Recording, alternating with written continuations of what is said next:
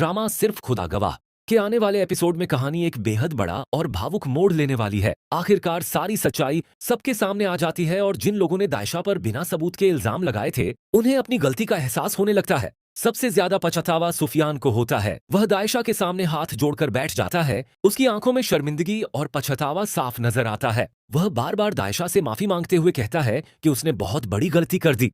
उसे दूसरों की बातों पर भरोसा नहीं करना चाहिए था। अब उसे समझ आ गया है कि उसने अपनी सच्ची मोहब्बत को खुद अपने हाथों से खो दिया। वह दायशा से एक और मौका मांगता है और कहता है कि क्या वह उसे माफ करके फिर से नई शुरुआत कर सकती है।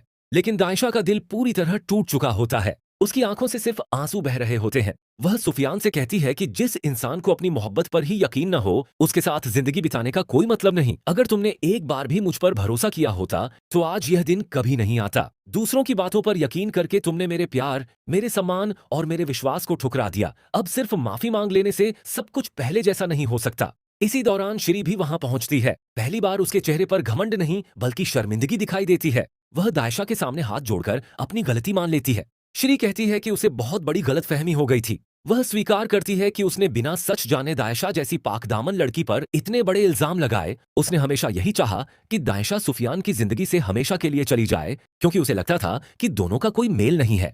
लेकिन अब उसे एहसास हो चुका है कि सुफियान की असली खुशी सिर्फ दायशा के साथ है। वह दायशा से अपने बेटे की गलती माफ करने और दोनों को नई जिंदगी शुरू करने का एक मौका देने की गुजारिश करती है। उधर अरसलान यह सब देखकर बुरी तरह घबरा जाता है। उसे समझ आ जाता है कि अब उसकी सारी चालें और झूठ सबके सामने आ चुके हैं। बचने का कोई रास्ता नहीं बचता। आखिरकार वह खुद ही सच कबूल कर लेता है। अरसलान कहता है कि उसने कभी दायशा से मोहब्बत नहीं की थी। उसकी असली मोहब्बत फिजा है, लेकिन उसकी माँ इस रिश्ते के खिलाफ थी। इसी वजह से उसने झूठ, साजिश और गलतफहमियों का सहारा लिया ताकि दायशा और सुफियान हमेशा के लिए अलग हो जाएं। अरसलान का यह कबूलनामा सुनकर पूरा परिवार हैरान रह जाता है। अब देखना दिलचस्प होगा कि दायशा सुफियान को माफ करती है या अपनी टूटी हुई मोहब्बत को हमेशा के लिए पीछे छोड़कर नई राह चुनती है। लेकिन जैसे ही अरसलान के मुंह से यह सच निकलता है कि उसने कभी दायशा से मोहब्बत ही नहीं की और उसकी असली मोहब्बत फिजा है, पूरे घर में सन्नाटा छा जाता है। श्री की आंखें हैरत से फैल जाती हैं, क्योंकि जिस बेटे के लिए उसने इतनी बड़ी साजिश रची थी, उसी बेटे ने आज सबके सामने उसका झूठ और उसकी गलत सोच उजागर कर दी। सुफियान भी गुस्से से अरसलान की तरफ देखता है और कहता है, अगर तू दायशा से मोहब्बत नहीं करता था तो फिर उसकी जिंदगी क्यों बर्बाद की? क्यों मेरे दिल में उसके खिलाफ जहर भरता रहा? आखिर तुझे क्या मिला?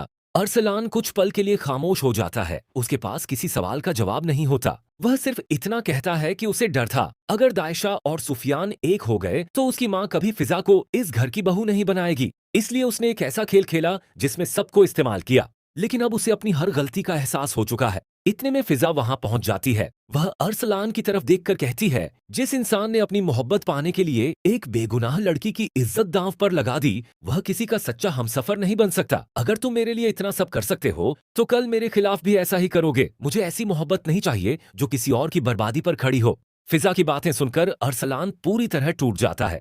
उसे पहली बार महसूस होता है कि उसने अपनी एक नहीं बल्कि कई जिंदगियां बर्बाद कर दी हैं। वह सबके सामने हाथ जोड़कर माफी मांगता है, लेकिन इस बार कोई भी उसकी बातों पर यकीन करने को तैयार नहीं होता। दूसरी तरफ दायशा अभी भी खामोश खड़ी होती है। उसकी आंखों में दर्द साफ दिखाई देता है। सुफियान बार बार उससे माफी मांगता है, लेकिन दायशा कहती है, जिस रिश्ते की नींव भरोसे पर होती है, अगर वही भरोसा टूट जाए तो सिर्फ माफी से सब कुछ पहले जैसा नहीं हो सकता। आपने एक बार भी मेरी बात सुनने की कोशिश नहीं की। आपने दूसरों की बातों पर यकीन किया और मुझे अकेला छोड़ दिया। यह सुनकर सुफियान की आंखों से भी आंसू निकल आते हैं। उसे समझ आ जाता है कि उसने अपनी सबसे बड़ी खुशी अपने ही हाथों से खो दी। वह कहता है, अगर पूरी जिंदगी भी तुम्हारा इंतजार करना पड़े तो मैं करूंगा। बस एक मौका दे दो ताकि मैं साबित कर सकूं कि अब कभी तुम्हारा भरोसा नहीं तोड़ूंगा। श्री भी रोते हुए दायशा के पैरों में बैठ जाती है और कहती है, बेटा मुझे सजा दे दो, लेकिन मेरे बेटे को इतनी बड़ी सजा मत दो। मैंने ही उसके दिल में गलत फहमियां पैदा की।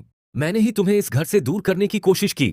आज समझ आया कि बहू नहीं, बेटी खो रही थी। घर के बाकी लोग भी श्री को उसकी गलती का एहसास कराते हैं। दायशा की माँ कहती हैं, जिस लड़की ने हमेशा इस घर की इज्जत को अपनी इज्जत समझा, उसी पर सबसे बड़ा इल्जाम लगाया गया। अब फैसला दायशा करेगी, क्योंकि सबसे ज्यादा दर्द उसी ने सहा है। दायशा कुछ देर तक सबको देखती रहती है। फिर वह कहती है, मैं किसी से नफरत नहीं करना चाहती, लेकिन खुद को भी भूल नहीं सकती। मुझे थोड़ा वक्त चाहिए ताकि मैं अपने टूटे हुए दिल को संभाल सकूं। अगर किस्मत में हमारा साथ लिखा होगा तो शायद एक दिन सब ठीक हो जाए, लेकिन अभी मैं कोई फैसला नहीं ले सकती।